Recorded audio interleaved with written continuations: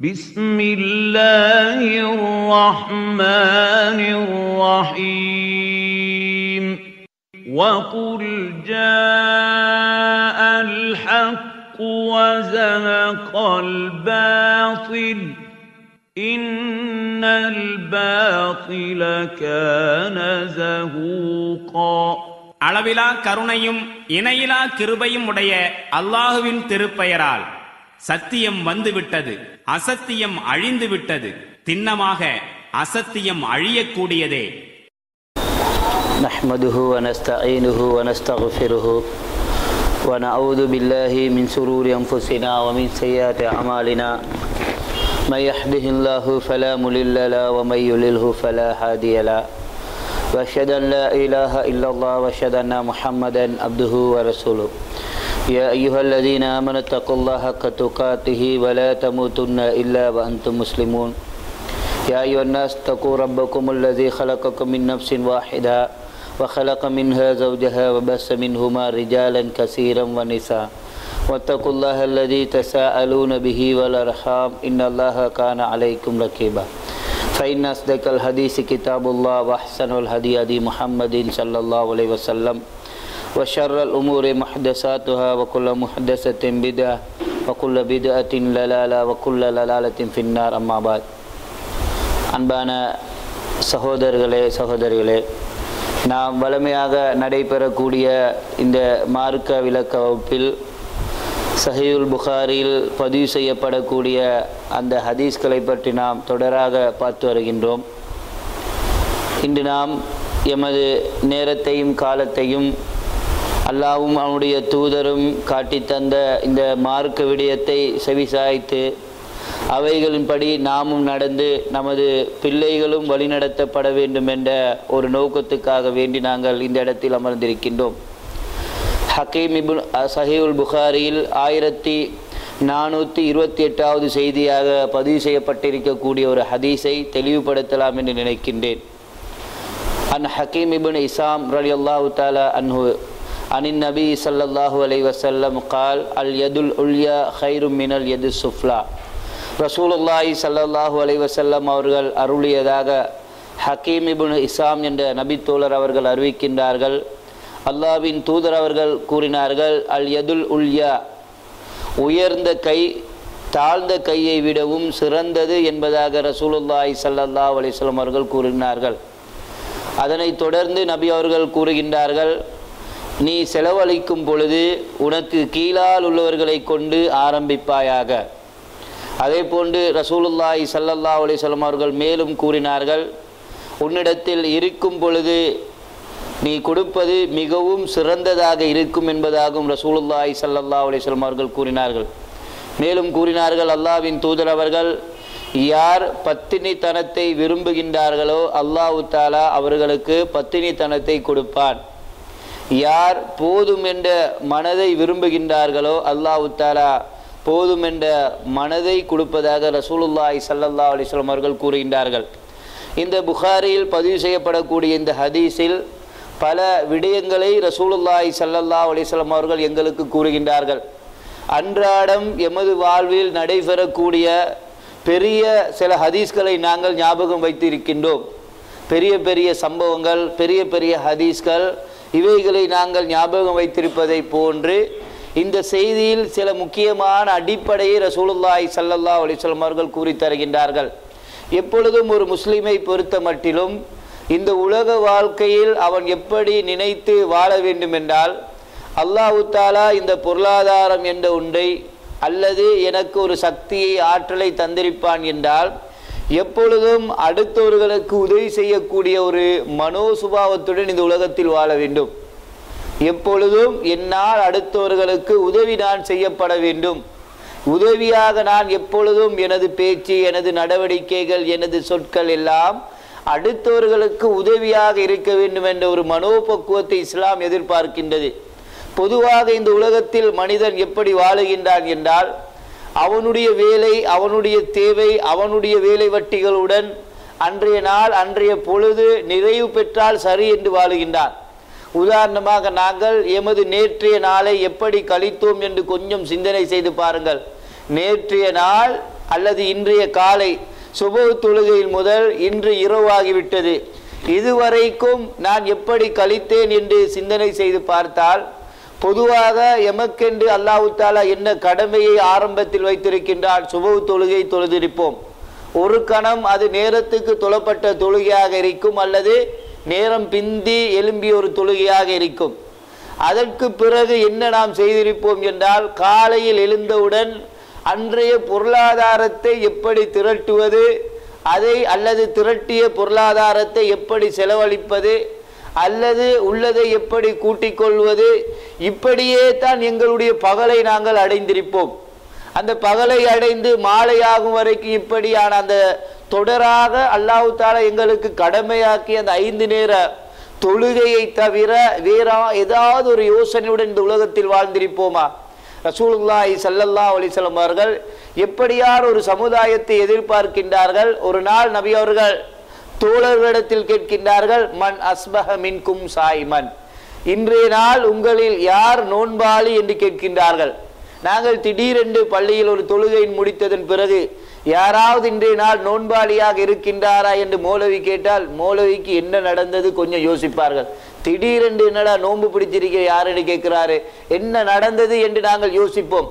ஆனால் ரசூலுல்லாஹி ஸல்லல்லாஹு அலைஹி வஸல்லம் அவர்கள் அந்த சஹாபாக்களை அடிக்கடி இந்த மறுமையை சிந்திப்பார்கள், மறுமையின் பக்கமே நினைவுபடுத்துவார்கள்.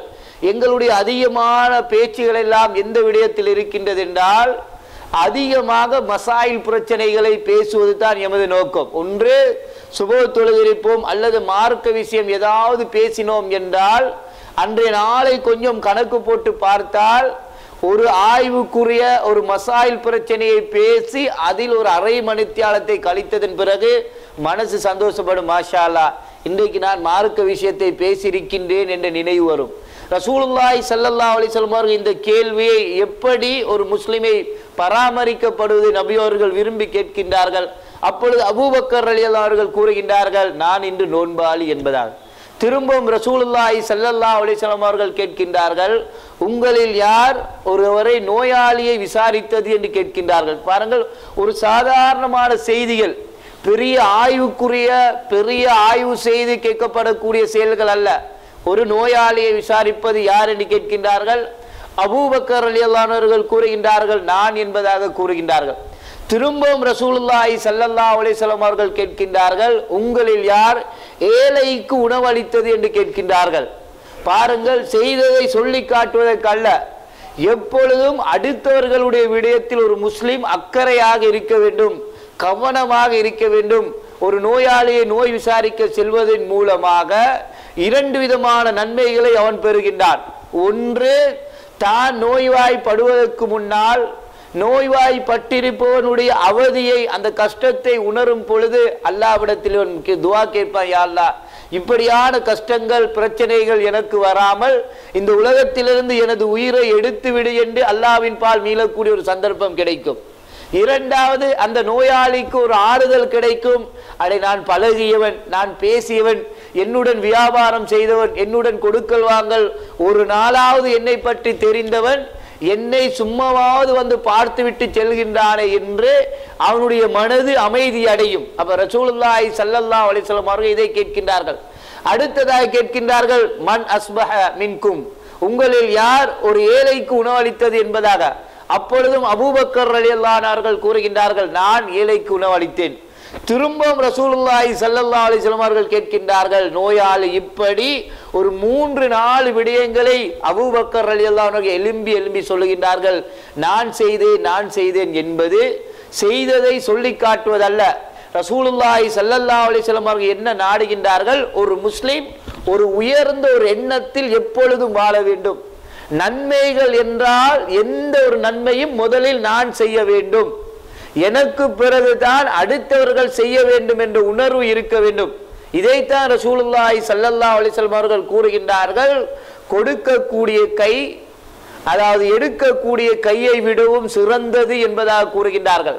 எப்பொழுதும் நபித்தோழர்கள் எதனை யோசிப்பார்கள் என்றால், மார்க்க விடயத்தில் ஒரு உயர்ந்த இடத்தை நான் அடைய வேண்டும். அபூபக்கர் ரலியல்லாஹு அவர்களுக்கும் உமர் ரலியல்லாஹு அவர்களுக்கும் அடிக்கடி போட்டி இருக்கும். நமக்கெல்லாம் என்ன போட்டி என்றால், கொஞ்சம் வியாபாரத்தில் அல்லது கொஞ்சம் கொடுக்கல் வாங்கலில் அடுத்தவர்களை நாம் பார்ப்போம். நமது நிலை அந்த இடத்தை அடைய முடியவில்லை என்றால் எப்படியாவது அந்த இடத்தை நாம் அடைய வேண்டும். அவன் வாரத்துக்கு ஒரு தடவை ஒரு வெளிநாட்டுக்கு சென்று தொழில் புரிகின்றான் என்றால் இவன் யோசிக்கின்றான், மாதத்துக்கு ஒரு தடவையாவது எனக்கு தேவையில்லை என்றாலும் நானும் அந்த நாட்டுக்கு போய் வர வேண்டும். இந்த மாதிரியாக தனது இந்த உலக விடயங்களில் முயற்சிகள் மேற்கொள்ளப்பட வேண்டும் என்ற உணர்வு. இப்பொழுது ரசூலுல்லாஹி ஸல்லல்லாஹு அலைஹி வஸல்லம் அவர்கள் மார்க்கத்தின் தேவைகளை கூறும்போது எப்படி உயர்ந்த கை என்றால், அபூபக்கர் ரலியல்லாஹு அன்ஹு அவர்கள் உமர் அவர்களும் ஒன்று கூடுகின்றார்கள். அந்த நேரத்தில் உமர் ரலியல்லாஹு அவர்கள் நினைக்கின்றார்கள், இன்று நான் உயர்ந்த கை, கொடுக்கக்கூடிய கை எனது கையாகத்தான் இருக்க வேண்டும் என்று சொத்தில் அரைவாசியை கொண்டு வருகின்றார்கள். அபூபக்கர் ரலியல்லாஹு அவர்கள் அதற்கு பிறகு வருகின்றார்கள். அல்லாஹ்வின் தூதர் அவர்களிடத்தில் 2 பேரும் கொண்டு வந்ததை கூறும் பொழுது அபூபக்கர் ரலியல்லாஹு அவர்கள் கொஞ்சமாக கொண்டு வந்தாலும் இருப்பதை அனைத்தையும் கொண்டு வந்துவிட்டு கூறுகின்றார்கள், அல்லாஹ்வையும் அவருடைய தூதரையும் எனது வீட்டில் வைத்துவிட்டு வந்திருக்கின்றேன் என்று கூறுகின்றார்கள். உமர் ரலியல்லாஹு அவர்கள் என்ன முடிவு சொல்லுகின்றார்கள், இந்த கொடுக்கக்கூடிய அபூபக்கருடைய கை இருக்கின்றது, அந்த கையை எப்பொழுதும் எனக்கு முந்த முடியாது, அந்த இடத்தை நான் எப்பொழுதும் அடைய முடியாது. இன்றைக்கு நான் அடையலாம் என்று முயற்சி செய்து பார்த்தேன், ஆனால் அந்த சந்தர்ப்பம் கூட எனக்கு கிடைக்கவில்லையே என்று கவலைப்படுகின்றார்கள். இந்த இவ்வளவு நல்ல பண்புகளையும் ரசூலுல்லாஹி ஸல்லல்லாஹு அலைஹி வஸல்லம் அவர்கள் வளர்த்த அபூபக்கர் ரலியல்லாஹு அவர்கள் கேட்கின்றார்கள், அல்லாஹ்வின் தூதர் அவர்களே, நான் இவ்வளவு செய்திருக்கின்றேன், தொழுதிருக்கின்றேன், அதாவது நான் நோயை விசாரித்திருக்கின்றேன், ஏழையை பார்த்திருக்கின்றேன், எல்லாம் செய்து அவர்கள் கேட்கின்றார்கள், ஒரு மனிதன் சுவர்க்கத்தின் எல்லா வாசல்களாலையும் அழைக்கப்படுவானா என்று கேட்கின்றார்கள். எல்லா பண்புகளையும் அவரிடத்தில் இருந்தால் எல்லா வாசலாலும் சொர்க்கத்துக்கு அழைக்கப்படுவாரா? நபி ஸல்லல்லாஹு அலைஹி வஸல்லம் அவர்கள் கூறுகின்ற, ஆம், அனைத்து வாசலாலும் உங்களை அழைக்கப்படுவதை நான் விரும்புகின்றேன் என்று நபி அவர்கள் கூறுகின்றார்கள். சொர்க்கத்துக்கு சில வாசல்கள் இருக்கின்றன, அந்தந்த வாசலினால் அந்தந்த பண்புடையவர்களை அழைக்கப்படும்.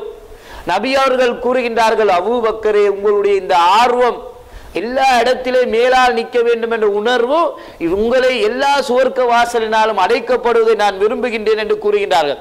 இதை கூறிவிட்டு ரசூலுல்லாஹி ஸல்லல்லாஹு அலைஹி வஸல்லம் இந்த ஹதீஸில் இரண்டாவது ஒரு விடயத்தை கூறுகின்றார்கள், வபத பிமன் தஹூலு, உனக்கு கீழ் உள்ளவர்கள் இருந்து நீ கொடுப்பதை ஆரம்பி என்று கூறுகின்றார்கள். நிறைய எமது சகோதரர்களுக்கு என்ன நடந்திருக்கின்றது என்றால், அல்லாஹ் தஆலா கொடுத்திருக்கக்கூடிய இந்த பொருளாதாரத்தை நிறைய கொடுக்கின்றார்கள். எப்படி அது நடக்கின்றது என்றால், அது சில விஷயங்களை நாம் வெளிப்படையாக சொல்லவில்லை என்றால் அது தெரியாமலே போய்விடும். ஒரு நண்பர் கஷ்டப்படும் பொழுது நண்பனே ஆட்சி என்பதற்காக வேண்டி அள்ளி கொடுத்து விடுவார்கள்.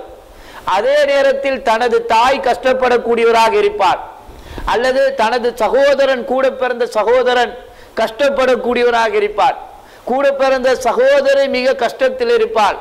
ஆனால் இந்த மனிதனுக்கு எப்படி நிலைமைகள் விளங்கும் என்றால், தனக்கு கீழால் இருக்கக்கூடிய தனது சகோதரர்கள், தனது பிள்ளைகள், தனது பெற்றோர்களை விடவும் யாருடனாவது கொஞ்சம் நேசமாக பழகிவிடுவார் என்றால் அவருக்கென்று அதிகமாக கொடுக்கக்கூடிய நிலையை பார்க்கின்றோம். அதற்கு பிறகு என்ன நடக்கின்றது, கொஞ்சம் மிஞ்சி மிஞ்சி போனால்தான் குடும்பத்தை பார்க்க வேண்டும் என்ற உணர்வு. அதையும் தாண்டி எப்படி சமூகத்தில் நடக்கின்றது என்றால், தனக்கு பணிவிடை செய்யக்கூடிய ஒரு தொழிலாளி இருப்பான் என்றால் இந்த தொழிலாளுடைய விடயத்தில் அக்கறை செலுத்தப்படுவதை விடவும் தனது நண்பன் கஷ்டப்படுகின்றான், தனது கூட்டாளி கஷ்டப்படுகின்றான், தெரிந்த ஒருவன் கஷ்டப்படுகின்றானே என்று அவனுடைய தேவைகளை முடிக்க வேண்டும் என்ற உணர்வு இருக்கின்றது. தனக்கு கீழால் உள்ளவர்களை பற்றி பராமுகமாக அப்படியே இருக்கக்கூடியதை நிறைய முஸ்லிம்களிடத்தில் நாங்கள் காணக்கூடியதாக இருக்கின்றது. அப்ப ரசூலுல்லாஹி ஸல்லல்லாஹு அலைஹி வஸல்லம் அவர்கள் முதலாவது பொருளாதாரத்தில் கூறுகின்றார்கள், கொடுக்கக்கூடிய உணர்வுடன் அவன் பொருளாதாரத்தை அணுக வேண்டும். இரண்டாவது, கொடுக்கும் பொழுது தனக்கு கீழால் யார் இருக்கின்றார்கள், அவர்கள் எப்படிப்பட்டவர்கள், அவர்களுக்கு நீ கொடுப்பதை ஆரம்பி என்பதாக ரசூலுல்லாஹி ஸல்லல்லாஹு அலைஹி வஸல்லம் அவர்கள் கூறுகின்றார்கள். மூன்றாவது, இந்த செய்தியில், புகாரில் வரக்கூடிய இந்த செய்தியில் ரசூலுல்லாஹி ஸல்லல்லாஹு அலைஹி வஸல்லம் அவர்கள் கூறுகின்றார்கள், கைரு சதகா, சதக்காவிலேயே சிறந்தது என்னதென்றால் உன்னிடத்தில் இருக்கும் பொழுது நீ கொடுப்பதுதான் என்பதாக கூறுகின்றார்கள். எப்படி எமது மனோநிலை அடுத்த கட்டம் இருக்க வேண்டும் என்றால், எங்களிடத்தில் இருக்கும் பொழுது அல்லாஹ்வுக்காக வேண்டி கொடுக்க வேண்டும் என்ற உணர்வு இருக்கும் பொழுது என்ன நடக்கின்றது என்றால் அல்லாஹ் தஆலா மலக்குமார்களை கொண்டு எங்களுக்கு துஆ செய்ய வைக்கின்றார். ஒவ்வொரு நாளும் காலையில் 2 மலக்குமார்கள் இறங்குகின்றார்கள். பாருங்கள், அல்லாஹ் தஆலாவுக்காக வேண்டி எமது நிலைகள் மாறும் பொழுது அல்லாஹ் மலக்குமார்களை கொண்டு துஆ செய்ய வைக்கின்றார். அந்த மலக்கு காலையில் என்ன சொல்லுகின்றார்? அல்லாஹும்ம அன்ஃபிக், யா அல்லாஹ் உனக்காக வேண்டி கொடுக்கக்கூடியவர்களுக்கு நீ பரக்கத்து செய்வாயாக என்று கூறுகின்றார்கள். யார் அதனை தடுத்து நிறுத்துகின்றார்களோ அவர்களுடைய அந்த பரக்கத்தை எடுத்து விடுவாயாக என்று ஒவ்வொரு நாளும் காலையில் அந்த வானவர்களுடைய பிரார்த்தனை இருப்பதாக ரசூலுல்லாஹி ஸல்லல்லாஹு அலைஹி வஸல்லம் அவர்கள் கூறுகின்றார்கள். அடுத்ததாக இந்த ஹதீஸில் நபி அவர்கள் கூறுகின்றார்கள், யார் ஒரு பத்தினித்தனத்தை விரும்புகின்றார்களோ அல்லாஹ் தஆலா அந்த பத்தினித்தனத்தை கொடுப்பான். பாருங்கள், இது எப்படி நடக்கின்றது என்றால், திருமணம் எனக்கு பேசப்படுகின்றதை வைத்துக் கொள்ளுங்கள். நான் முதலில் என்ன நினைக்க வேண்டும் என்றால், ஒரு பத்தினியான ஒரு பெண் எனக்கு கிடைக்க வேண்டும் என்ற உணர்வு அவனிடத்தில் இருந்தால் அதே மாதிரியான மனைவி அவனுக்கு கிடைப்பார். அல்லது இவனுடைய உணர்வு என்னை போன்று வெளியில் செல்லும் பொழுது அழகை காட்டிக்கொண்டு, என்னை போன்று அடுத்தவர்களுக்கு முன்னால் நடிக்கக்கூடியவளாக, அடுத்தவர்களுக்கு முன்னால் தனது அழகை காட்டிக்கொண்டு, திருமணம் என்று வரும் பொழுதே அவனுடைய நினைவு எப்படி வருகின்றது என்றால், எனது மனைவியை அடுத்தவர்களுக்கு முன்னால் அழைத்து கொண்டு செல்லும் பொழுது பார்ப்பவர்கள் என்ன சொல்ல வேண்டும்? மாஷா அல்லாஹ், ஒரு பெண் கிடைத்திருக்கின்றால், இவளை பார்த்தால் நன்றாக அழகாக இருக்கின்றது என்று அடுத்தவன் சொல்ல வேண்டும் என்று முடிக்கின்றார். இந்த குடும்ப வாழ்க்கை அதன் மூலமாக அந்த நோக்கத்தில் ஆரம்பிக்கப்படுவதனால் அப்படியே பிரச்சனைகள் உருவாகின்றது. அப்ப ரசூலுல்லாஹி ஸல்லல்லாஹு அலைஹி வஸல்லம் அவர்கள் கூறுகின்றார்கள், இந்த ஹதீஸில் முதலாவது ஒரு பத்தினித்தனத்தை நாங்கள் விரும்ப வேண்டும். அல்லாஹ் எனக்கென்று தரக்கூடிய மனைவி சாலியான ஒரு மனைவியாக இருக்க வேண்டும். அல்லாஹ் பொருந்தக்கூடிய ஒரு பெண்ணாக, அல்லாஹ்வுடைய தூதர் காட்டி தந்த ஒரு பெண்ணாக, சஹாபிய பெண்கள் வாழ்வதை போன்ற ஒரு வாழக்கூடிய பெண் எனக்கு வர வேண்டும் என்ற ஒரு பக்குவத்தை நாங்களாக உருவாக்கி கொள்ள வேண்டும். அதே போன்று எமது பிள்ளைகளை பார்க்கும் பொழுது கூட அந்த விதமான ஒரு பக்குவத்தை நாம் நினைக்கும் பொழுது, அதற்காக வேண்டி பாடுபடும் பொழுது அல்லாஹ் தஆலா அப்படியே கொஞ்சம் கொஞ்சமாக வாழ்க்கையில் திருத்தத்தை தருவான். நிறைய பேர்களுடைய வாழ்வை நாம் எடுத்து பார்க்கும் பொழுது இந்த உலக விடயத்தில் தாராளமாக திருத்தங்கள் வந்திருக்கின்றன. திருமணம் முடிப்பதற்கு முன்னால் தொழில் இல்லாமல் இருந்திருப்பார்கள், வியாபாரத்தை கஷ்டப்பட்டு கொண்டிருந்திருப்பார்கள், வீடு இல்லாமல் இருந்திருப்பார்கள். திருமணம் முடித்ததன் பிறகு ஒழுங்கான ஒரு தொழில் அமைந்திருக்கும், ஒழுங்கான வீடு அமைந்திருக்கும், ஒழுங்கான வாகனம் அமைந்திருக்கும். இந்த பத்தினித்தனத்தை எடுத்து பார்த்தால் திருமணத்துக்கு முன்னால் என்னென்ன பாவத்தை அவன் செய்து கொண்டு வந்தால் அதே பாவம் அப்படியே தொடர்ந்திருக்கும். திருமணத்துக்கு முன்னால் என்னென்ன தவறுகள் அவனுடைய கண்களால் செய்து கொண்டிருந்தானோ அதே இருக்கும். காதுகளால் என்னென்ன பாவத்தை செய்து கொண்டிருந்தானோ அது அப்படியே துயரும். அதனால் தான் ரசூலுல்லாஹி ஸல்லல்லாஹு அலைஹி வஸல்லம் அவர்கள் கூறுகின்றார்கள், நீ திருமணத்தை முடித்துக்கொள், உனது பார்வைக்கு அது ஒரு பாதுகாப்பாக இருக்கும். அந்த திருமணத்தின் மூலமாக இவன் பத்தினித்தனத்தை விரும்புவான் என்றால் அல்லாஹ் தஆலாவும் அதனை அப்படியே கொடுப்பான். நிறைய பேர்கள் சொல்வார்கள், மௌலவி இவ்வளவு தான் பயான் நிகழ்ச்சியை கேட்டாலும் எங்களிடத்தில் மாற்றம் வருவது கிடையாது, நாங்கள் மாறுவதே கிடையாது என்றால் முதலில் நாம் மாற வேண்டும் என்ற உணர்வு எங்களிடத்தில் இருக்க வேண்டும். திருந்த வேண்டும் என்ற உணர்வு எங்களிடத்தில் இருந்தால் அல்லாஹ் தஆலா திருத்தத்தை கொடுப்பார். இதைத்தான் ரசூலுல்லாஹி ஸல்லல்லாஹு அலைஹி வஸல்லம் அவர்கள் கூறுகின்றார்கள், யார் பத்தினித்தனத்தை விரும்புகின்றார்களோ நிச்சயமாக அல்லாஹ் தஆலா அவர்களுக்கு பத்தினித்தனத்தை கொடுப்பான். கொஞ்சம் நீங்கள் யோசனை செய்து பாருங்கள், சஹாபாக்களுடைய வாழ்க்கையை ஆரம்ப கட்டங்களை எடுத்து பாருங்கள். நன்றாக நாங்கள் ஹதீஸ்களை படித்திருந்தோம். குடியுடன் இருந்தவர்கள், போதையுடன் இருந்தவர்கள், வட்டியில் மூழ்கியவர்கள், விபச்சாரத்தில் மூழ்கியவர்கள் ஏன் திருந்தினார்கள்? ஒவ்வொருவரும் இஸ்லாத்தை ஏற்றுக்கொள்ளும் பொழுது நபியிடத்தில் என்ன கேட்பார்கள் தெரியுமா? முதலாவது, அல்லாஹ்வுடைய தூதரே, நான் இஸ்லாத்துக்கு வருவதற்கு முன்னால் இவ்வளவு பாவங்களை செய்திருக்கின்றேன், இந்த பாவம் எல்லாம் அழிக்கப்படுமா என்று கேட்பார்கள். நிறைய நபித்தோழர்கள் இஸ்லாத்துக்கு வருவதற்கு முன்னால் கடந்த கால வாழ்க்கையை யோசிப்பார்கள். ஆனால் எமது கொள்கை சகோதரர்களுக்கு கடந்த கால வாழ்க்கையை பற்றி யோசனையே கிடையாது, அதை பற்றி சிந்திப்பதே கிடையாது. அது எப்படி போனதோ அதே வாழ்வு தான் குர்ஆனையும் சுன்னாவை ஏற்றதன் பிறகு அப்படியே தான் செல்லுகின்றது. பேருக்கு குர்ஆன் சுன்னா வாதி என்று நாங்கள் சொல்லிக் கொண்டிருக்கின்றோம். அப்போ ஒரு நபித்தோழர் இஸ்லாத்தை ஏற்க வந்து கேட்கின்றார், அல்லாஹ்வுடைய தூதரே, நான் இஸ்லாத்துக்கு முன்னால் இவ்வளவு பாவங்கள் செய்திருக்கின்றேன், நான் திருந்த வேண்டும் என்றால் அந்த பாவங்களை அல்லாஹ் மன்னிப்பானா என்று கேட்கின்றார்கள். அப்ப ரசூலுல்லாஹி ஸல்லல்லாஹு அலைஹி வஸல்லம் அவர்கள் கூறுகின்றார்கள், அல் இஸ்லாமு யஹ்திமு மா கபுலஹு, இஸ்லாம் என்பது அதற்கு முன்னால் நீ செய்த பாவங்களை எல்லாம் மன்னித்து விடும். நீ நல்லவனாக மாறினால் அந்த பாவங்களுக்கும் அல்லாஹ் தஆலா கூலியை தருவான் என்பதாக ரசூலுல்லாஹி ஸல்லல்லாஹு அலைஹி வஸல்லம் அவர்கள் கூறுகின்றார்கள். எனவே அந்த உணர்வுடன் தான் அவர்களுடைய வாழ்வு சென்றிருக்கின்றது. அடுத்ததாக ரசூலுல்லாஹி ஸல்லல்லாஹு அலைஹி வஸல்லம் இந்த ஹதீஸில் கூறுகின்றார்கள், வமை யஸ்தக்னி யுக்னிஹுல்லாஹ், யார் போதுமை என்ற மனதை விரும்புகின்றார்களோ அல்லாஹ் தஆலா அந்த மனதை கொடுப்பான் என்று கூறுகின்றார்கள்.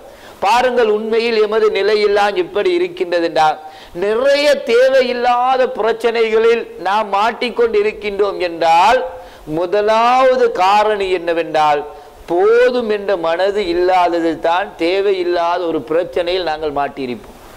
உதாரணமாக, ஒரு மனைவியுடன் இவனுடைய வாழ்வு போதும், இதனுடன் குடும்ப வாழ்க்கை போதும் என்று நினைத்திருக்க கூடியவன் அப்படியே அவன் வாழ்ந்து கொண்டிருப்பான்.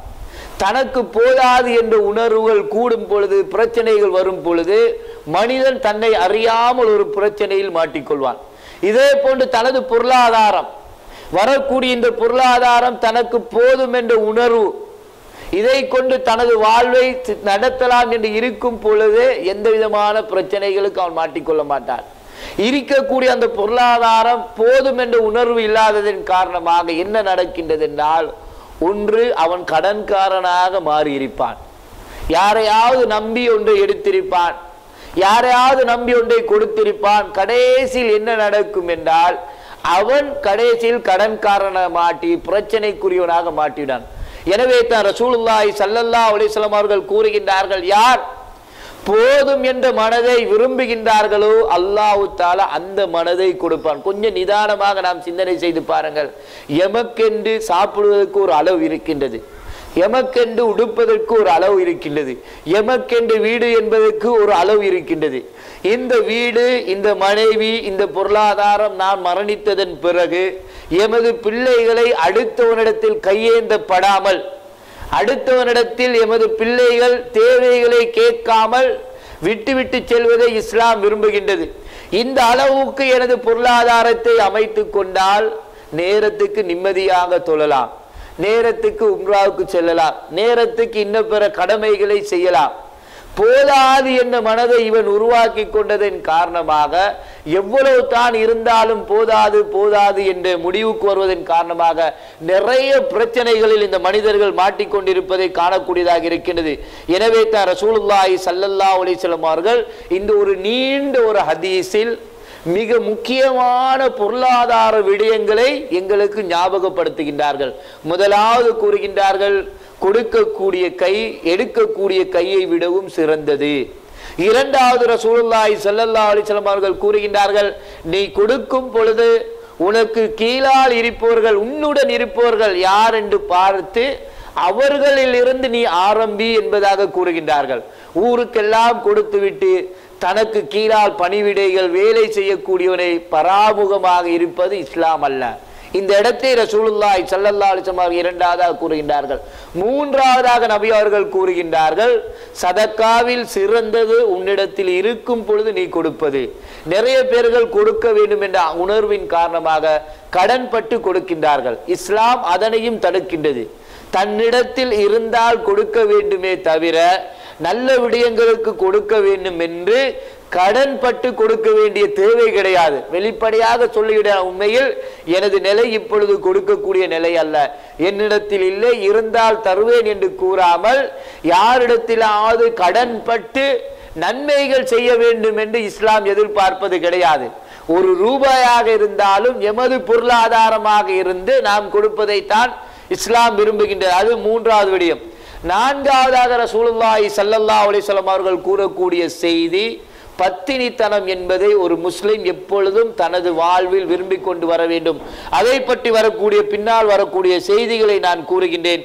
ஐந்தாவதாக ரசூலுல்லாஹி ஸல்லல்லாஹு அலைஹி வஸல்லம் அவர்கள் கூறுகின்றார்கள், யார் போதும் என்ற மனதை விரும்புகின்றார்களோ அல்லாஹ் தஆலா அந்த மனதை கொடுக்கின்றான் என்பதாக கூறுகின்றார்கள். அடுத்த ஹதீஸ் புகாரியில் இதனுடைய தொடராக வரக்கூடிய செய்தி, இன்னன்னாஸ் மினல் அன்சார், ரசூலுல்லாஹி ஸல்லல்லாஹு அலைஹி வஸல்லம் இடத்தில் அன்சாரிகள் என்று நிறைய ஒரு தோழர்கள் நபி அவர்களிடத்தில் சில பொருளாதார தேவைகளை கேட்கின்றார்கள். ஃபஅதாஹும், அல்லாஹ்வுடைய தூதர் கொடுக்கின்றார்கள். திரும்பவும் நபி அவரிடத்தில் வந்து கேட்கின்றார்கள். திரும்பவும் ரசூலுல்லாஹி ஸல்லல்லாஹு அலைஹி வஸல்லம் அவர்கள் கொடுக்கின்றார்கள். இரண்டாவது தடவையும் கேட்கின்றார்கள், திரும்பவும் கொடுக்கின்றார்கள். மூன்றாவது தடவையும் நபியிடத்தில் வந்து கேட்கின்றார்கள். அல்லாஹ்வுடைய தூதர் அவர்கள் தன்னிடத்தில் இருப்பதை அனைத்தையுமே கொடுத்து விட்டு கூறுகின்றார்கள், அன்சாரிகளே, நீங்கள் போதுமை என்ற மனதை வளர்த்து கொள்வீர்கள் என்றால் அல்லாஹ் தஆலா போதுமை என்ற உள்ளத்தை உங்களுக்கு தருவான். கேட்க கேட்க போதாது போதாது என்று நீங்கள் கேட்பீர்கள் என்றால் அந்த உணர்வுடன் தான் நீங்கள் உலகத்தில் வாழ்வீர்கள் என்று கூறிவிட்டு நபி அவர்கள் கூறுகின்றார்கள், வமையத்த சப்பர், யார் பொறுமையை அல்லாஹ்விடத்தில் கேட்கின்றார்களோ அல்லாஹ் தஆலா பொறுமையை அவருக்கு கொடுக்கின்றான். இருப்பது போதுமானது. அடுத்தவனிடத்தில் கையேந்தி நாம் கேவலப்படாமல் நிம்மதியாக இந்த உலகத்தில் வாழ வேண்டும் என்று பொறுமையை யார் கேட்பானோ அல்லாஹ் தஆலா பொறுமையை கொடுப்பான். வமா ஊத்தியா ஹதுன் அதான் கைரன், அல்லாஹ் தஆலா கொடுத்ததில் இந்த உலகத்தில் ஆக சிறந்தது எதுவென்றால் பொறுமையை விடவும் சிறந்த ஒன்று கிடையாது என்பதாக ரசூலுல்லாஹி ஸல்லல்லாஹு அலைஹி வஸல்லம் அவர்கள் கூறக்கூடிய செய்தி புகாரியில் பதிவு செய்யப்பட்டிருக்கின்றது. அடுத்த இந்த செய்தி எங்களுக்கு எதை தெளிவுபடுத்துகின்றது என்றால், பொறுமை என்ற ஒன்றை அல்லாஹ்விடத்தில் நாங்கள் கேட்டுக்கொண்டே இருக்க வேண்டும். நாங்கள் நிறைய உதவிகளை அல்லாஹ்விடத்தில் கேட்கின்றோம். நிறைய நலவுகளை கேட்பதை போன்று யாரும் யா அல்லாஹ் எனக்கு பொறுமையை தா என்று கேட்டது கிடையாது. நிறைய பேர்கள் என்ன சொல்வார்கள், நான் மௌலவி எனக்கு எடுத்ததுக்கெல்லாம் கோபம் வந்துவிடும் என்று கூறுவார்களே தவிர அந்த கோபத்தை அடக்கக்கூடிய பொறுமை என்ற பக்குவத்தை தா யா அல்லாஹ் என்று கேட்பதே கிடையாது. அதாவது கோபம் வருகின்றது என்று நாங்கள் உணர்கின்றோம், அந்த கோபத்தை அடக்கக்கூடிய பொறுமையான ஒரு நல்ல பண்பை யா அல்லாஹ் எனக்கு தா என்று கேட்பது கிடையாது. அப்ப நாங்கள் அல்லாஹ்விடத்தில் அடிக்கடி கேட்க வேண்டும், யா அல்லாஹ் எனக்கு கொஞ்சம் பொறுமையை தா. பொறுமை இல்லை என்றால் எந்த அளவுக்கு நடக்கும் என்றால், நிறைய பேர்கள் நல்லவர்களாக இருப்பார்கள், ஒரு வார்த்தை தவறாக நாம் பேசியதின் காரணமாக மனைவி என்ன நினைப்பால் தெரியுமா, என்னடா இந்த மனுஷலான உள்ள பிரச்சனை என்று முடிவெடுப்பான். கூட பிறந்த சகோதரன் என்ன தெரியுமா நினைப்பான், இவன் நானாவுடன் பேச முடியாது, சகோதரனுடன் பேச முடியாது, பேசினா வாயை திறந்து என்ன செஞ்சிருவான், பொறுமை இல்லாம பேசிடுவான்னு நிறைய தாய்மார்கள் அதாவது தான் பெற்றெடுத்த சகோதரனுடன் தனது மகனுடன் பேச பயப்படுவார்கள். அம்மா மூத்த மகனா வாயை திறந்து பேசினா சண்டை தான் வரும்னு பேசாம தாய் சொல்லுவான். அப்படி வாயை திறந்து சொல்லுவாங்க. கடைசி மகனா அவனோட வாயை திறந்து பேசலாம், அம்மா அவன் பேசுற பேச்சுக்கு என்னால வாய் திறக்க முடியாதுன்னு யாரு சொல்றா தெரியுமா, இந்த உலகத்துல மிக பாசமான தாய் எங்களை பார்த்து இவனுடன் பேச முடியாது, இவன் பொறுமையை இழந்தவன். தாய் பார்த்து தனது மகளுடன் ஒரு உண்மையை சொல்ல முடியாது, அவ பொறுமையை இழந்து தாண்ட மாப்பிள்ளைகிட்ட சொல்லிடுவா அல்லது அடுத்த மகன்கிட்ட சொல்லிடுவான்னு சொல்லி எம்மை பத்தி தவறாக நினைக்கிறேன்னு சொன்னா எங்களை விடவும் ஒரு கீழ்த்தரமான ஒரு மனிதன் இந்த உலகத்துல கிடையாது. தாண்ட தாய் எப்படி இருக்கணும்னு சொன்னா மகனை பார்த்து என்ன நினைக்கணும்னு சொன்னா, எந்த பிரச்சனையாக இருந்தாலும் இந்த மகன்கிட்ட கொஞ்சம் சொல்லலாம், அவனோட நெருக்கமாக பேசலாம், பண்பாக பேசலாம், இவன் பொறுமையாக கேட்டுக்கொண்டு இருப்பான்னு தாய் முடிவெடுக்கிறாளான்னு பாருங்க. கொஞ்சம் நீங்க உங்களை பத்தி பொறுமையாளனா இல்ல என்பதை முடிவெடுப்பது முதலாவது இடம் அந்த தாய். தாயிட்ட நீங்க வேற யாரையாவது போட்டு இந்நாள் எப்படிப்பட்டவர் தாயிட்ட கேட்டு பாருங்க, முதலாவது வார்த்தை வரும், உம்மா இவன்ட்டு ஒரு பயணத்தை பத்தி பேசலாம், வீட்டுல ஒரு சாப்பாடை பத்தி பேசலாம், வீட்டுல நலவு நஷ்டங்களை பத்தி பேசலாம், அவன் யாரும் வருவதை பத்தி பேசலான்னு சொல்லி முதலாவது மகன் அப்படியே முடிஞ்சு. ரெண்டாவது மகனை பத்தி கொஞ்சம் கேட்டா, உம்மா அவன் அப்படிப்பட்டவன், அவன்கிட்ட பொறுமையே கொஞ்சமாவது இல்லைன்னு இந்த அடுத்தது. அப்ப அப்படி கேட்டகரியில நாம எதை சம்பாரிச்சு வைக்கணும்னு சொன்னா, தாய் என்னை பற்றி யாராவது விசாரிக்கும் பொழுது மாஷா அல்லாஹ், இல்லதான் இவன்கிட்ட கொடுக்கறதுக்கு, இல்லதான் இவன்கிட்ட இப்படிப்பட்டவன் தான் இருந்தாலும் பொறுமையாக கேட்டுக்கொண்டிருப்பான். இல்லாட்டி இவன் என்ன செய்வான்? கேட்டுக்கொண்டு பொறுமையாக இருக்கக்கூடிய ஒரு மகன் சொன்னா உண்மையில் அதே போல ஒரு சந்தோஷப்படக்கூடிய ஒரு வார்த்தை தன் தாயிடத்திலிருந்து வரக்கூடியதை போன்று அல்லாஹ். நாம என்ன கேட்கணும்னு சொன்னா, அல்லாஹ்விடத்தில் ரசூலுல்லாஹி ஸல்லல்லாஹு அலைஹி வஸல்லம் அவங்க சொல்றாங்க, பொறுமையை நம்ம கேட்கணும். பொறுமையை விடவும் சிறந்தொண்டு கிடையாது. அடுத்த ஹதீஸ் இதே தொடராக புகாரில் வரக்கூடிய ஒரு செய்தி, ரசூலுல்லாஹி ஸல்லல்லாஹு அலைஹி வஸல்லம் அவங்க சொல்றாங்க, வல்லதி நஃப்ஸி பியதி, எவனுடைய ஆத்மா, எனது ஆத்மா எவனுடைய கைவசம் இருக்கின்றது அவன் மீது சத்தியமாக, உங்களுடைய சிறந்தது எதுவென்றால் நீங்கள் அடுத்தவரிடத்தில் கேட்பதை விடவும் உங்களுடைய முதுகில் என்ன செய்யப்படும், முதுகில் விரவு சுமந்து கொண்டாது நீங்கள் அதனை கொடுத்து பொருளாதாரத்தை தேடுவது, அடுத்தவரிடத்தில் நீங்கள் கேட்டு அவர்கள் இல்லை என்று சொல்வதை விடவும் சிறந்தது என்பதாக ரசூலுல்லாஹி ஸல்லல்லாஹு அலைஹி வஸல்லம் அவர்கள் கூறக்கூடிய செய்தியும் புகாரில் பதிவு செய்யப்பட்டிருக்கின்றது. இந்த செய்திகள் அனைத்தும் ஒரு முஸ்லீம் இந்த உலகத்தில் வாழும் பொழுது ஒரு தன்னம்பிக்கையுடன் முதலாவது வாழணும். இன்னைக்கு முஸ்லீம்கள் என்றாலே தன்னம்பிக்கை இழந்தவர்கள், எப்பொழுதும் அடுத்தவரிடத்தில் கையேந்தக்கூடியவர்கள் என்ற நிலை இல்லாமல் முதலாவது தன்னம்பிக்கையுடன் வாழ்வதை போன்று அந்த தன்னம்பிக்கையினால் கிடைக்கப்படக்கூடிய அல்லாஹ்வுடைய அருள்கள் நின்றும் இந்த பொருளாதாரங்களை எப்படி செலவழிக்க வேண்டும் என்ற முக்கியமான ஹதீஸ்களை நாங்கள் இந்த நேரத்தில் பார்த்தோம்.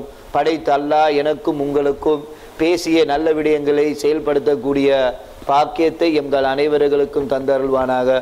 அக்கூலு கௌலி ஹாதா வஸ்தக்ஃபிருல்லாஹி வலக்கும் வஸ்தக்ஃபிருல்லாஹ்.